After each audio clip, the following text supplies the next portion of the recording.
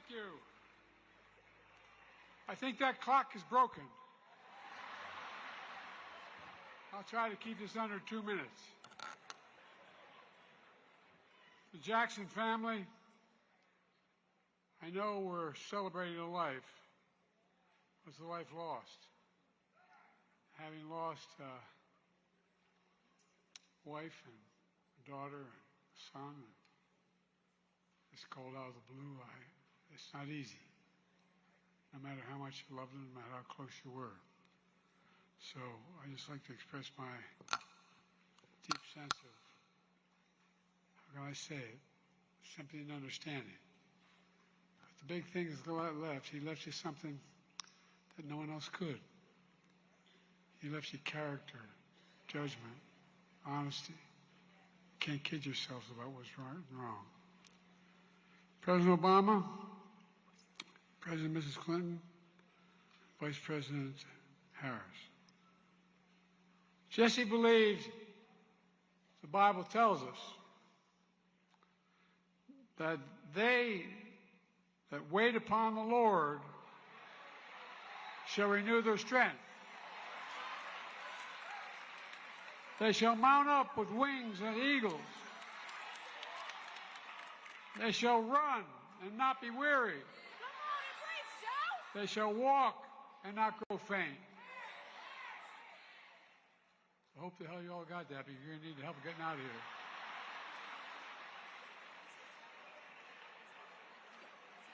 You know, I come from Scranton, Pennsylvania initially, where the fact that I was an Irish Catholic wasn't a very positive thing to be. And then moved down to Wilmington, Delaware, which was segregated by law, and remained that way for much of my life. And you know, it's interesting that Jesse Jackson, before we knew Jesse Jackson, I was raised with the notion that that hope is all you really have. You can't give up hope. My dad used to say, when you get knocked down, Joey, just get up. Just get up. Well, as a kid, I was a relatively good athlete, a pretty good student, but I stuttered to talk like that. Now, if I told you all earlier, when I was a kid, I had a cleft palate or a club foot, none of you would have laughed. But it's okay to laugh at stuttering. I'm not being critical of you, but think about it. It's the one place where people think you're stupid. Oh, really? I'm a hell of a lot smarter than most of you. But all kidding aside, it makes you feel really small. Makes you feel really small.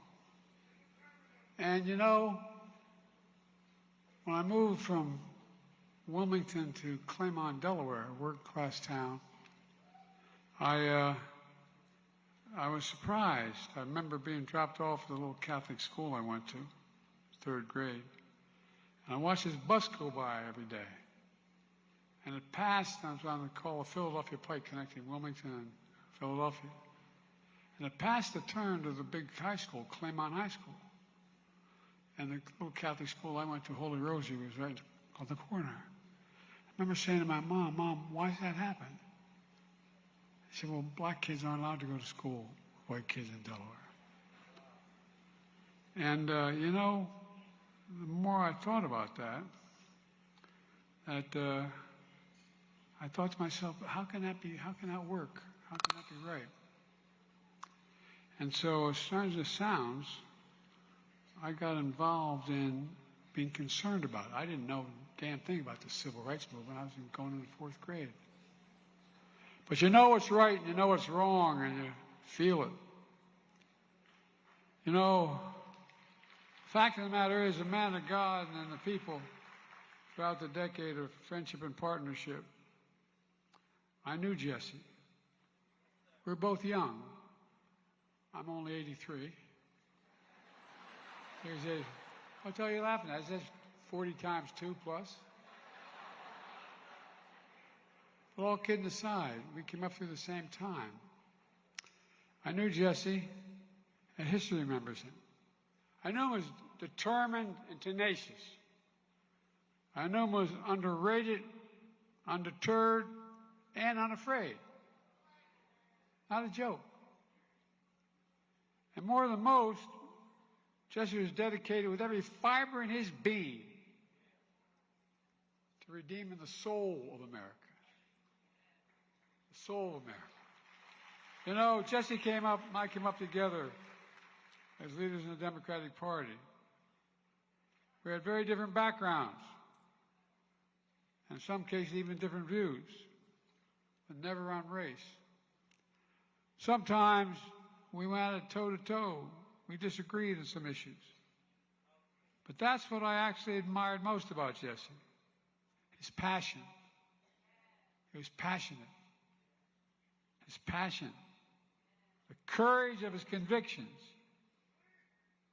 And you know, his courage inspired a hell of a lot of us, even though we were the same age.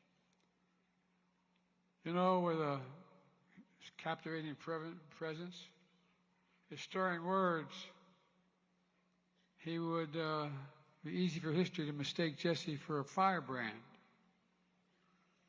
I think they'd get it wrong. Jesse certainly created his fair share of good trouble. But through decades of service, Jesse's abiding message was one of unity. That's what he talked about. Through decades of service, Jesse's abiding message of unity moved people in the right direction. Above all, he always sought common ground. I remember telling Jesse that I knew a guy in South Africa I was going to go see. His name is Nelson Mandela. And Jesse saying, how are you going to guys actually see him? By the way, you know, the continent of Africa is going to be the largest continent in the world in terms of population by the year 2050. The largest in the entire world. Watch, man. Watch. And the fact of the matter was that I remember there were a group of senators going down to, I got elected when I was 29. I wasn't old enough to be sworn in. For real. Some people I wasn't bright enough to be sworn in. But the point was, I had to wait 17 days before I could be eligible to be sworn in as a United States Senator. One of the benefits that had was I wasn't going to leave the Senate. I wasn't going to be sworn in because I got a phone call on December 18th before we would get sworn in January that my wife and daughter had just been killed and my 2 boys were going to die. So I decided there was an accident. There was a Christmas shopping, a tractor trailer hit them. So I decided I wasn't going to go to the Senate. And often pointed out to me, I said, you know, my kids can, the state of Delaware can always get another senator. We had a Democratic governor. And, but they can't, my kids can't get another father. But because of a couple of people, start with Teddy Kennedy and a guy named Fritz Hollins from South Carolina, where Jesse is from, and a few others, Hubert Humphrey and others, they put their arm around me and they said, look, just stay for 10 months, and then go. Because they knew I was going to be leaving, as Hillary can tell you, and all 3 of you can tell you, is that when you're a freshman, you don't get on the good committees. Committees everybody wants to get on are Appropriations, Finance, Judiciary, and Foreign Relations. So to keep me down there, they put me on 2 really important committees. The Judiciary Committee, which allowed me to appoint the first black justice of the Supreme Court.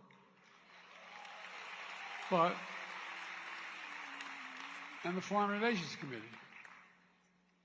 The real benefit of that was, I've been around so damn long,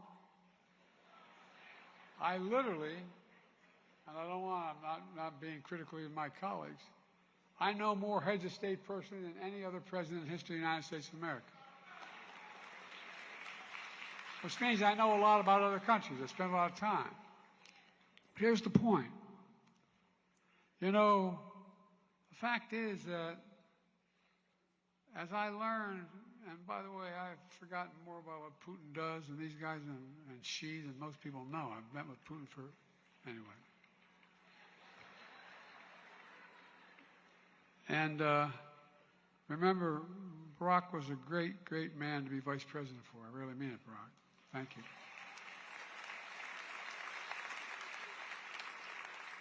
And Barack and I had a deal where we'd talk with each other every morning we'd be the first two people we talked to. And every night we'd be the last two people we talked to. And Barack would be asking me a question or something. I'd say, well, you know, it's all personal relations. He'd go, I know, Joe. Enough about all personal relations. But the fact of the matter is, that's why he was such a damn good president. And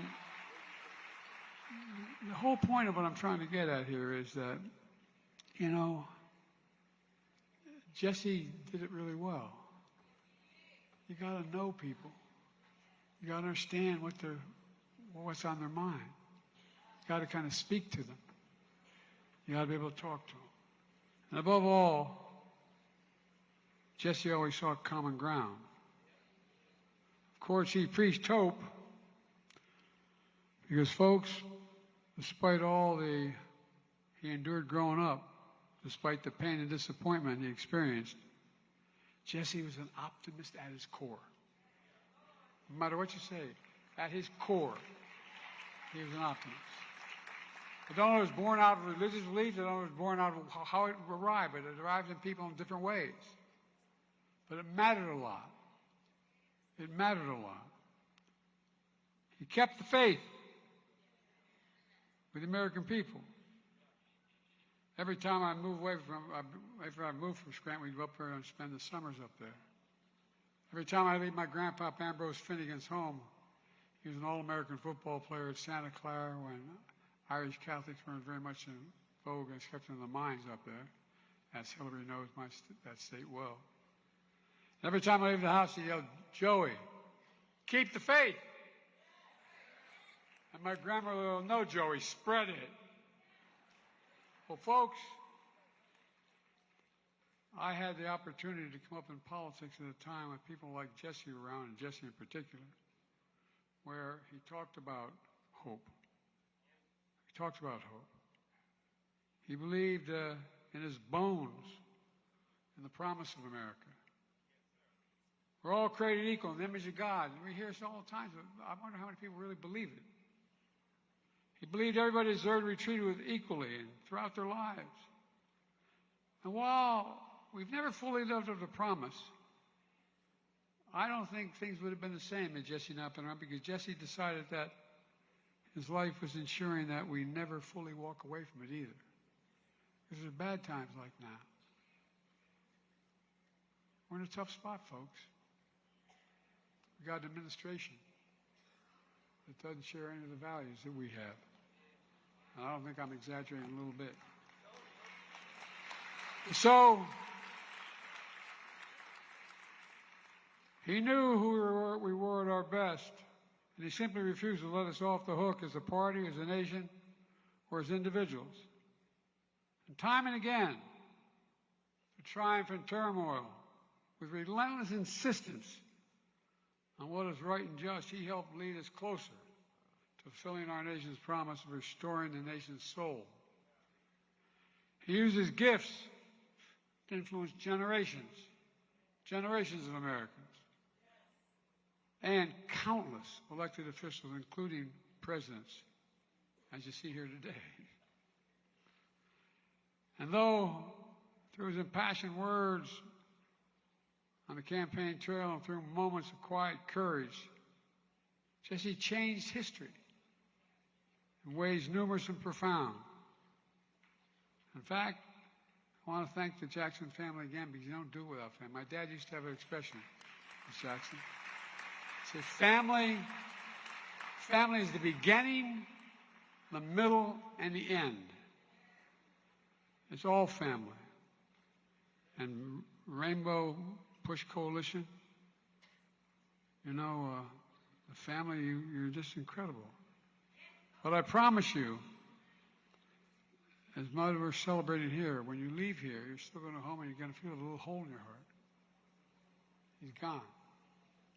He's gone. But only I can tell you from experience of losing so many people in my family, the day will come when his memory brings a smile to your lips before it brings a tear to your eye. It will come. It will come. And my prayer for you will be sooner than later. Look, you know, at the Legion of Americans, I know there are many who counted Jesse as a mentor, a friend, a hero. Let us be what Jesse called us to be. A margin of hope. Sometimes just a margin. You change people's lives. You change community lives. Lift up this country. And light the path to a big nation Jesse always believed we could be. You know, 3 years ago this week, Jesse and I came together once again on the Edmund Pettus Bridge. Walk across that bridge. When you stand there, you come from a state like Delaware, you understand what's on the other side when they're waiting there. Thugs on horses waiting to beat the living hell out of you. Well, let me tell you something. We reenacted that a number of times. This time, Jesse's in a wheelchair. But he's not deterred. His faith renewed his strength. And with faith, he didn't grow weary and didn't let us grow weary. No, he really didn't. I know it sounds strange, but he didn't.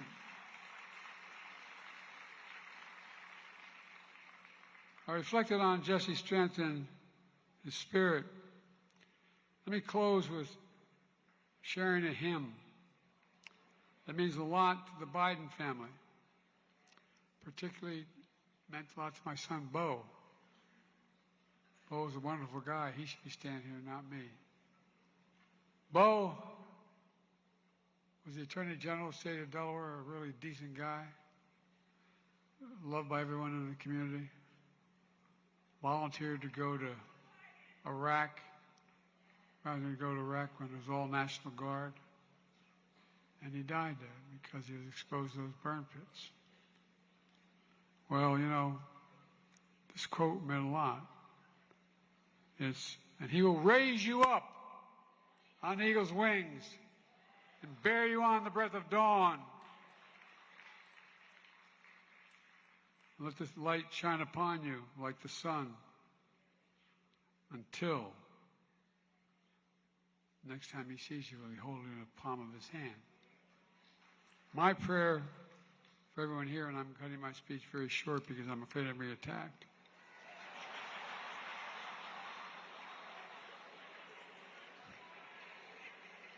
So, folks, I guess I could say it all in one paragraph. Don't give up.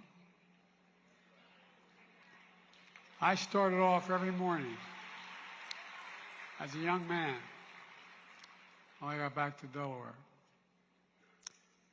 Every morning, because I got involved in my community, I quit my job with one of the biggest law firms in Delaware, became a public defender.